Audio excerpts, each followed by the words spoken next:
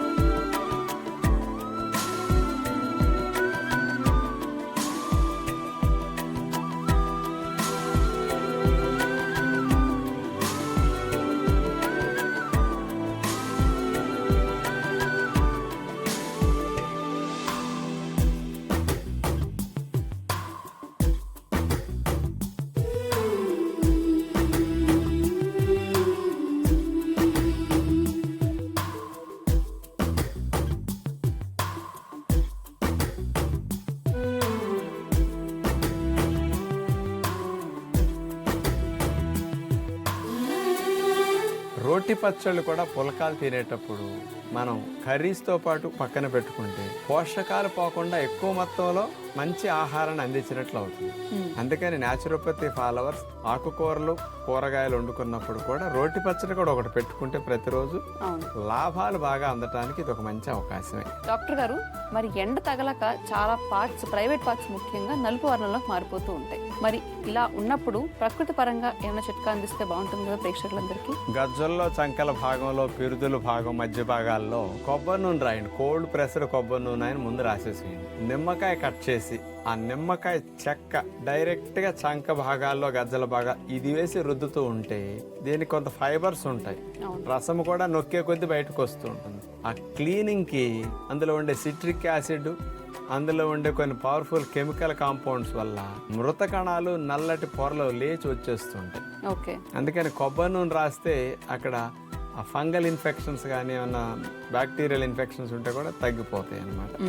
ఆ ఒరుపు వచ్చి స్కిన్ అంతా కూడా ఒక మాదిరిగా పాచినట్టు తెల్లగా అయిపోయి మంట పడుతుంది. కొబ్బరి నూనె రాస్తే ఆ మంట ఉండదు, నిమ్మరసం డైరెక్ట్ గా రాసే కంటే.